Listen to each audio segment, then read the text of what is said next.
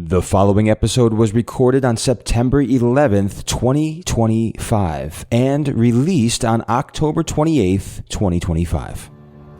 Welcome to Journey from Jacob. From our first breath to our last heartbeat, we are all on a journey.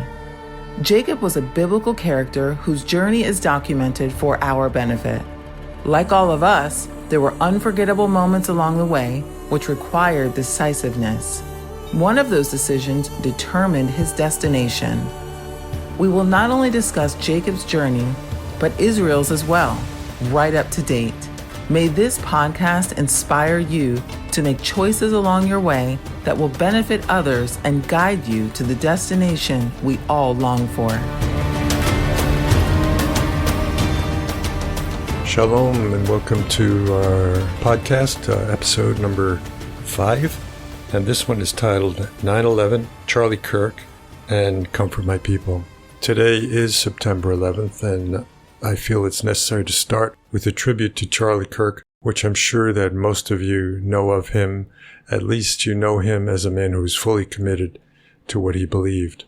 And I want to give my tribute to him because he has deeply affected me, and I feel like he's affected so many others to just bring out the convictions that he had biblically and regarding the worldview that is currently, undercurrent of our culture. So this is what I wrote and mailed out to those of you who have signed up on our mailing list. In the wake of a tragedy, my inspiration from Charlie is his smile. That is where the bullet was aimed. It missed. Righteousness was what he stood for, and it will prevail. It is the foundation that Comfort My People stands upon. Charlie Kirk stood for righteousness like few others. His smile was his badge, and we, who are believers, must do likewise. Our righteousness was purchased for us in Yeshua, Jesus, when he was executed. Yesterday, Satan attempted to murder righteousness with a bullet. It took our collective breath away. Today, righteousness was resurrected because of the seed that has fallen to the ground. As angry as I was yesterday, a smile sprouted through the night, the kind of smile that only the righteous can exhibit. That means you and I, if you are a believer, our smile has to be genuine, and it is genuine. We don't have to make it up. That is because it is rooted in divine soil where righteousness can grow. I want to jump from there to a story, a personal story, that is my story really, of what happened to me on September 11th, 2001. Just like you, if you were alive then. If not, there's a lot of history you could learn from. But I was a contractor in Charlottesville, Virginia at the time, and a woodworker. And I was working in Charlottesville, but not in the city itself, but outside of it, in a rural area, somewhat recluse, not much population. But I was asked to, without even meeting the customer, just the designer of the job. It was a full house renovation, and I bid it on it, and I got it, and I was asked to do the entire renovation requiring woodwork, electrical, and some plumbing stuff. So I was also a subcontractor, but I did all the woodwork and building parts. So that was a little background, but there was some subcontractors that work there that I had nothing to do with, but I had to work with them. I had to get along with them because we had a time frame to work with, and they wanted to be there and see the job completed by a certain date. So I was on the job doing some work, and there was a tile installer who was also there, a big guy, and he looked familiar, but I didn't really put it together until we started talking. Turns out we're both from the same town in New York. We both grew up in Huntington, New York. He was on the north side. I was on the south side. They were heavy-duty rivals in football, basketball, and every sport in those days. And there was some violent stuff that would take place. This was the 60s. These were race wars that were going on, riots. And the schools were infested with racial tension. But we didn't have a racial issue, and we didn't actually know each other. But I knew him by reputation as we started talking, because I was on the wrong side of right, and I hung out with guys that were really nice guys, really. But we didn't necessarily do the right kind of things. Definitely unsaved. So he had a reputation, and he knew some people that I knew.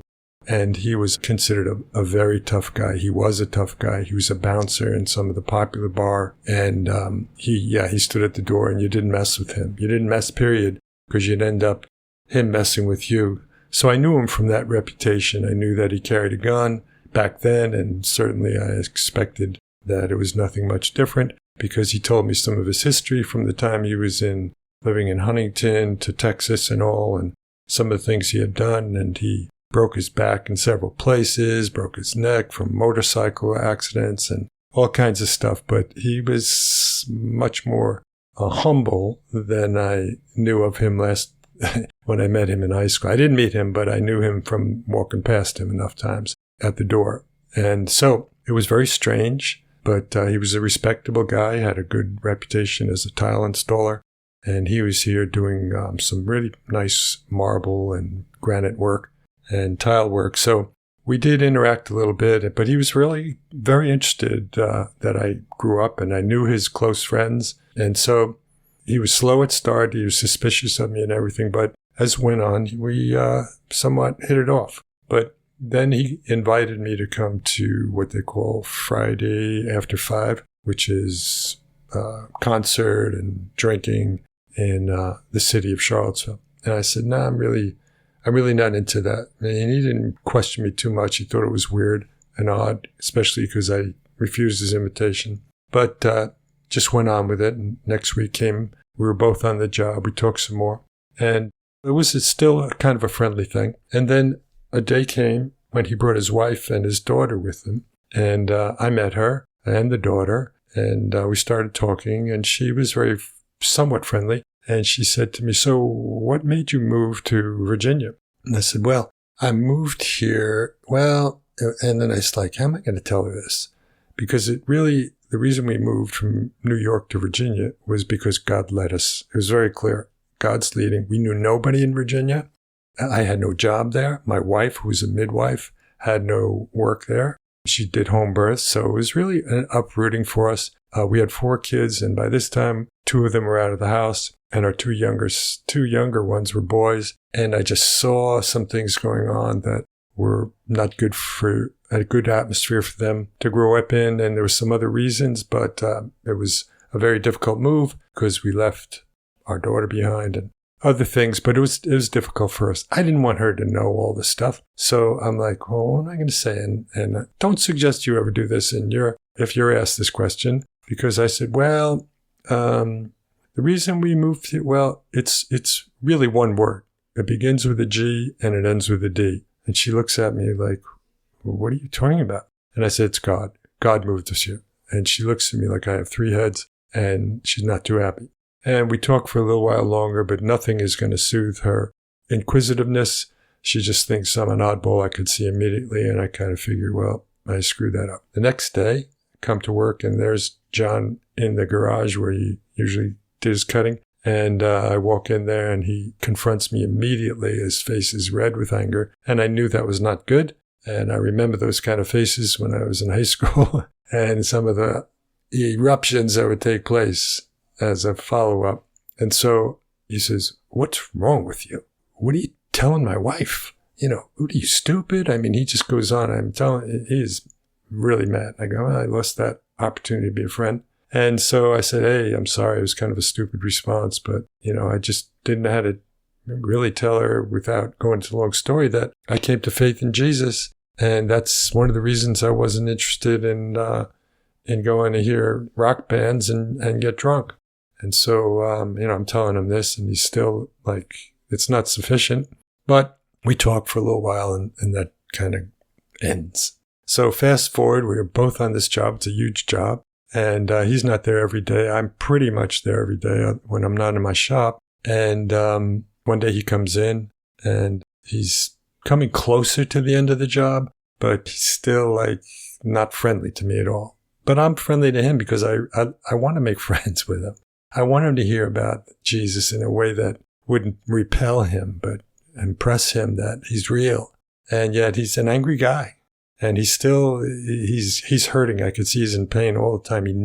Every tile man I knew did it on his knees. he did it bent over at a 90-degree angle because his back was full of steel pins from his accidents and fights. So, I'm just trying to reach him, and I very carefully just go around that. So a couple of days pass by, and the weather's starting to cool off a little bit. We're working in the heat, no AC and stuff. And so I stopped at Lumberyard on the way there, and I'm up at the paint counter to get some finishes. And they had a TV in the background, and I'm standing there waiting online, and then there's all this chatter going on. I'm looking at the screen, and I see the recording, what just happened in Manhattan and the first tower. The plane goes through the first tower. They're just announcing the news and showing it almost live. And I'm like, what in the world? And no one knows what's going on.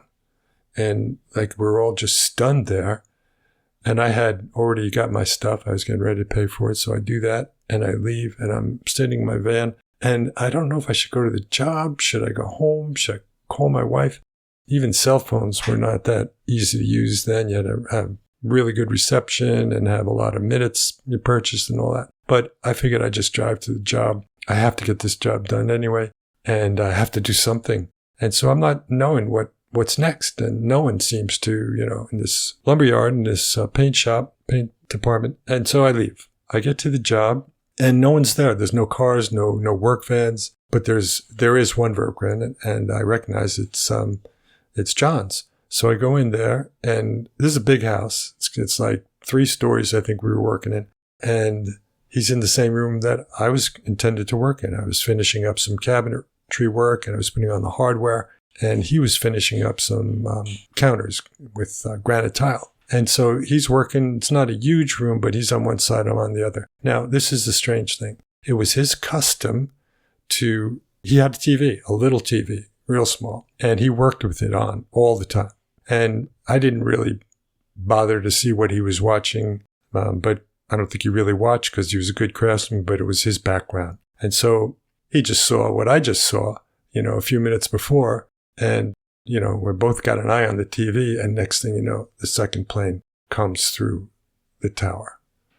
And we're both like silent. I mean, I'm gasping for air. I couldn't, hear him or anything. He's on the other side of the room where the TV is. And I don't know what to say. I don't know what to say, but I don't even want to think about him. I just want to think about what is going on here. And I don't know what to say. I don't know what to think. And I'm just like fiddling around with my tools. I have a screwdriver in my hand. I was really just hand tightening screws for hinges and hardware to be careful I didn't dent or scratch any of the finished wood. And he's on the other side doing his finished work. And I sensed the voice of God say to me, I want you to tell him about me. And I'm like, I don't think so. I don't think I heard right. And I sense that it was God. It was not audible, but I sensed it was God's voice. And I waited a moment more, and I hear the same thing. I want you to tell him about me. And so I'm like, God, this guy is crazy. I don't think now's the time. And I just keep trying to do some work, but I can't. I just really can't. I'm like foolishly standing with a screwdriver, doing nothing. And I sense the Lord saying, no, you need to tell him about me. So I cave in. I believe God. I trust God that it's him, and it's not going to be dangerous. And I say, John, because he was already mad at me when I tried to infer more about God. And I realized it was a losing battle, so I kind of stayed away. But here I am now, just the two of us, no one else in the house. And I say, John, I know that this is a crazy thing, and especially in light of this tragedy, but I just feel that I'm supposed to talk to you about Jesus. And he looks at me, he picks up his head and looks at me and goes, I don't want to hear about it. And I go, well, John, can I just let you know, I just really sense that God wants you to know that he loves you. Jesus loves you. And he goes, hey, I don't want to hear about it. And so I go, oh, okay. So I go back to my work. I'm holding the screwdriver. Putting the screwdriver inside of a screw was a challenge for me because I'm not knowing what to do there. I feel like I'm so out of place, and it's very awkward. And I sense God saying, I want you to tell him about me. And I'm like, didn't you just see what happened? Didn't you see his face? And I want you to tell him about me. So I said, John, listen, I just feel compelled to tell you that Jesus loves you. And it just seems that you need to know that. He's not angry at you. Hey, knock it off. I don't want to hear. Don't you see what's going on? I don't want to hear what you have to say about God, about Jesus, or about anything. And I'm like, okay, well, I don't know what to say, God, but he doesn't want to hear me. And I feel this silence, and God's not satisfied with my response. And I wait longer. He's still working. I'm still trying to work. And I say, John, can I just tell you a short story? And he doesn't say anything. I said, just imagine that I'm a fireman, right? I'm an experienced fireman. And you and I live in the same neighborhood. And I'm walking down the sidewalk one morning, and I see smoke coming up from your house. And I realize your van's not there. But then I'm starting to walk by, and I feel convicted because there's smoke coming out of your house. That means there's a fire in there. And what if your wife is in there? What if your daughter's still sleeping in her bed? It's early in the morning. And I just walk by it, and I'm a fireman, and I know how to save her. And I know I can go in there and save her. I could save your wife. What would it be like if I just walked by? What kind of man would you think I was? And I don't know why he listened to that whole part, but he just looks at me, and I'm like, oh my God, now what do I say? And I say, John, your house is on fire. And then I stop, and I wait a minute. He goes, I don't want to hear another word out of you. And that was it. And I stopped. He left. He was finished with the job, I think, and he left. And I stayed in the room, and I just started to breathe again. I wasn't afraid of him. That wasn't it. I just felt I didn't want to be a fool in front of him, especially in light of what we just both saw. And yet I felt kind of empty and somewhat foolish, but maybe I really didn't hear from God.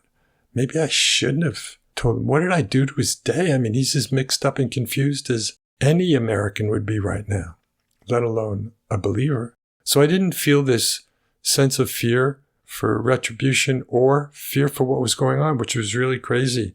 So I had to come to terms with what I was doing. I realized I'm not here to work anymore. And I packed up my stuff and got in my van and headed home. It was a long ride. I didn't live close. And that was it. So I didn't know what to think. Yeah, I wasn't measuring my success on his salvation. But, we start just like you would be if you were there in that day, that you're trying to put pieces together and understand the times. So some time goes by. About 2 or 3 months later, I finished that job, and I'm back to work at another house doing a renovation in Charlottesville. And I'm driving down this neighborhood. Actually, I hadn't started the job yet. I was still in the contract stage of, proposal. And I'm driving in this neighborhood, and I see his work van in a driveway. And I'm going, oh my gosh, that's got to be his van. And so I just pull into the driveway, and no sooner did I pull in than he walks out the door. I'm glad he walked out the door, because I probably wouldn't have gotten the courage up to knock on the door of a house I didn't know. So he walks up, he sees me. I get out of my van, I walk towards him. I didn't know what to expect. And he's like, puts out his hand. He's happy to see me. And we talk for a few minutes. I just say, how's it going, John? You doing okay? And he says, I'm doing okay. Yeah. No real enthusiasm, but yeah, I'm doing okay. And so that was it. I didn't want to press him. And I got back in the van, and I was like, that is really strange. What are the odds? So I go to work. I never see him again until, I didn't see him again. And I'm at another job. This is about 2 or 3 months after, in another house. And it's a new job. It's a whole house renovation, and I'm the contractor. And the homeowner calls me upstairs. She wants me to talk to the tile designer and supplier about, what he's going to do and what he needs me to do to prepare. So we're talking for a while, and he's friendly enough, and turns out he's also from New York. And he says, I said, oh, do you know John? I tell him his last name. And he said, yeah, of course I do. Everyone knows John. And I said, yeah, he's a good towelman. Do you work with him? He goes, well, didn't you hear? I said, well, hear what? Didn't you hear what happened to John? I said, no, I didn't. What happened to him? He had a massive heart attack, and he died. And I'm shocked again. Oh my God, what happened to him? How did that happen? Because I don't know. He just had a heart attack. Well, when did that happen? And he said, I think it was only like 2 months ago. And I'm like, 2 months ago? And I'm like, another shock waves running through my body. And I realize that he heard the gospel from me. I did tell him about the gospel, a little more than the fireman story, that God wanted to not only save him, but save his family. And I know that affected him because he didn't turn on me. And when I started to put this conversation together with the times that I was on the job with him, I realized that he got to see Jesus, even though I feel like I poorly misrepresented him in the beginning, especially with his wife, but not for the rest of the job, because he saw my work, that I was a man of commitment, integrity, that I wasn't some kind of wacko. And my background was I was friends with some of the people that he deeply respected. Not that they were believers, but they were kind of people that people respected just for who they were and the authority that they walked in. So I believe that he heard the gospel through me, and I felt that God was telling me that he put these pieces together, and I don't have to worry about having some kind of notch in my gospel pistol, but that to trust that this is how he works. So let me try to connect this now with Comfort My People, because Comfort My People is a ministry to the Jewish people in Israel and beyond. That's kind of our logo. But Comfort My People, and I said some of this earlier in an earlier episode, and we will dive into this deeper in future episodes. But Comfort My People is a commandment. It's a very short commandment. 3 words, comfort my people. And it's repeated again. In Hebrew, it's 2 words. Nachomu ami. It means comfort my people. But the root word, nachmu, and I may be repetitive, is the same root word as Noah. Noach, nachmu. Noach, nachmu. Same root word in Hebrew. Same 3 letters, which means that when you translate nachmu, it's like saying, be a Noah. Me, the MI part at the end of the word, is my people. Be a Noah to my people. Be like Noah to my people. Now, if you try to parse that, Noah was number 1, a man of righteousness. But number 2, he was a preacher of righteousness. He preached to avoid the wrath to come. Because in those days, the hearts of men were wickedly thoroughly. And Jesus said, as it was in the days of Noah, so shall it be when the Son of Man comes. So there's an urgency to this message that Noah didn't have because he wasn't given full information. But we have been. We know the story of Noah. But Noah brought the message of the gospel to his people, that if you believe and enter the ark, you will be saved. Now, we know that Jesus is a type of the ark, where if we enter into him, you will find rest for your soul. That's because you will find salvation. So the message of Noah is a message of warning, but it's more than that. It's a message of comfort that you don't have to be afraid if you enter the ark. This is the message that God commanded, and I believe it was future tense, and I'll go into that again, but it's future tense when Isaiah prophesied in Isaiah 40 verse 1, that God told him to say this, say this. He was telling a people yet to come to comfort his people who have already come, and they were the Jewish people, because they were going to suffer so much over the centuries following, even at the hands, and especially at the hands of Christians who had a theology that was literally preventing them from bringing the gospel to the Jewish people, whether they believed that God was done with the Jewish people or they believed that God would take care of evangelizing them after the church is raptured. It doesn't matter. They never really got the gospel for 19 centuries, from the 1st century up until the 20th century, to any degree that is worth noting. And so today we're living in that age when this comfort message applies more than ever before. If 9/11 is to teach us anything, it's to teach us that we are living in different days. If from now on, it's not just September 11th, it's September 10th that ties us together to the same message that the enemy hates people, period. He hates Jewish people most specifically. He hates Gentiles who are living the faith out as the Bible commands, because they're in danger to him, and he doesn't want this to happen. If that scares you away, chances are your faith is very lighthearted. And then you have to examine if it's really real, because with faith comes courage, Courage comes from exercising our faith. We can go into that a lot in the future, I'm sure we will. But right now, I'm just asking you to really consider, in light of what happened yesterday, in light of what happened 24 years ago, where do I stand in this kingdom of God? Am I really listening, obeying, reading, and responding to the Word of God? Comfort My People, we don't have it all together. We're a small ministry with a big message. We just want to be here to encourage you to read the Word. Ask God, where does Israel and the Jewish people fit in? And how do you want me to fit in with what you're teaching me? So for this time, I just pray a blessing over you, that you will find comfort in your salvation so that you can bring the same comfort to those who have not, whether they're Jew or Gentile. Go in faith and go with confidence. Shalom. We bless you for taking the time to consider this message. May it cause you to be fruitful and effective and lead others along the way with confidence and determination.